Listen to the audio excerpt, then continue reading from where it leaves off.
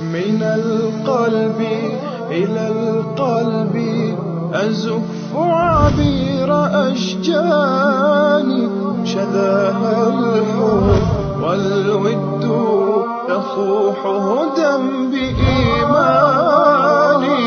من القلب إلى القلب أزف عبير أشجاني، شذاها الحب والود تفوح هدى بإيماني.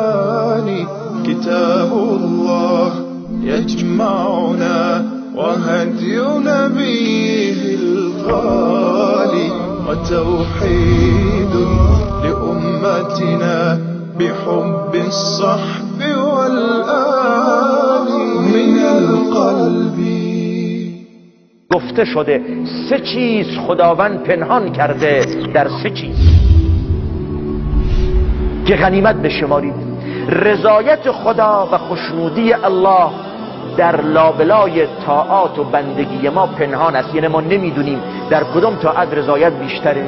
ممکنه همون عملی که چیزی به حساب نمیارید، کوچکش میشمارید، چنان درش رضایت خداست که فکرش نمی کنید. پیغمبر فرمودن علیه السلام لا تحقرن من المعروف شیئا ولو ان تلقى اخاک بوجه طلق. از خوبی ها، از معروف و نیکی چیزی رو کوچک مپندار، حتی اگر شده در حین دیدار و ملاقات با برادر مسلمونت با چهره خندان و بشاش، ممکنه همین لبخند تو، همین چهره باز و خندان تو چنان سرور و شادی و در دل یه مؤمن بندازه که فکرش نمی کنید. بالاخص وقتی تو جایگاهی دارید، مقام دارید، پول دارید، ثروتمندید، اهل منصبید، یه انسان مظلوم، فقیر، بی‌نام و نشان تو جامعه از کنارش میگذرید، اگر بهش سلام بکنید، یه لبخندی بزنید، میدونید با خودش چه میگه؟ میگه حدرم و دانست.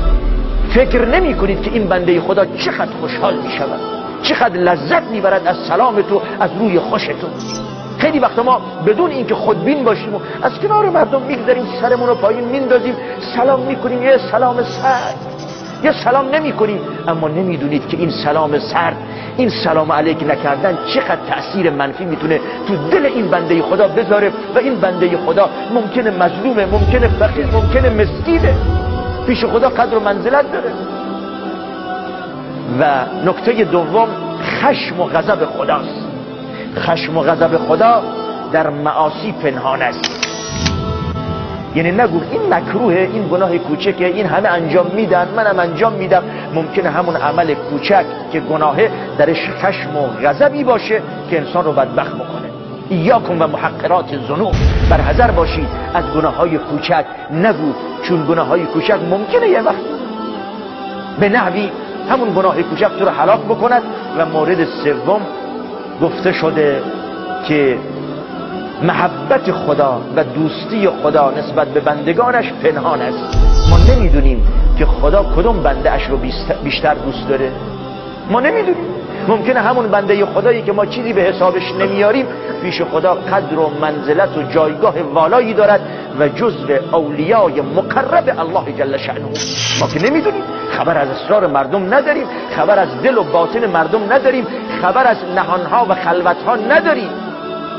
لذا به همه احترام میگذاریم، به همه سلام میکنیم، به همه روی خوش نشون میدیم که ممکنه از لابلای همین افراد یه سری افرادی باشن که جزو اولیایند، که وقتی دلشون رو شاد میکنید دل ولی خدا و دوست خدا رو دارید شاد میکنید.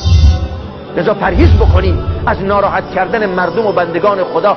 بالاخص به ظاهر نگاه نکنید و به ظاهر قضاوت نکنید، حتی اگر به ظاهر فرد نه تنها از نظر چهره او و لباس او و موقعیت اجتماعی، بلکه از نظر رفتار و اخلاق و دینداریش چیزی به حساب نمیارید، تحقیرش نکن که ممکنه انسان مغرور بشود، بچرکن نماز و عبادت خودش و دیگران رو به حساب نیاره. همون بنده خدا که به ظاهر از نظر عبادی و دینی و ایمانی حسابش نمی کنید، ممکن است چنان تقوای خدا، محبت خدا، خشیت خدا دارد که من و تو نداریم.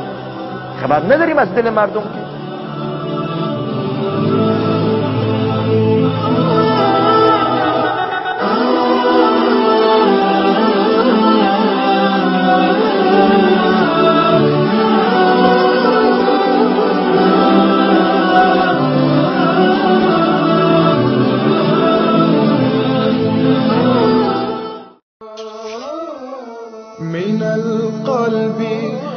القلب أزف عبير أشجاني شذاها الحب والود يفوح هدى بإيماني من القلب إلى القلب أزف عبير أشجاني شذاها الحب والود تفوح هدى بإيماني كتاب الله يجمعنا وهدي نبيه الغالي وتوحيد لأمتنا بحب الصحب والآل